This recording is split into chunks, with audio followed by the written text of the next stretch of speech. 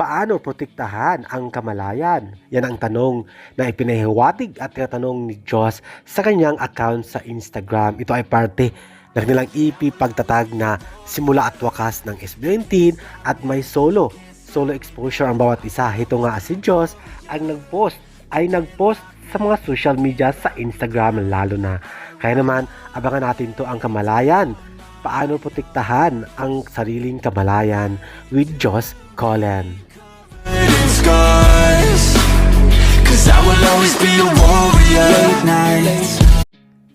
Paano protektahan ang kamalayan? Yan ang tanong na ipinahiwatig at tinatanong ni Diyos sa kanyang account sa Instagram. Ito ay parte ng nilang EP pagtatag na simula at wakas ng SB19 at may solo exposure ang bawat isa. Ito nga si Diyos ang nagpost sa mga social media sa Instagram lalo na.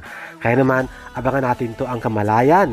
Paano protektahan ang sariling kamalayan with Diyos Colin. Cause I will always be a warrior. Late nights,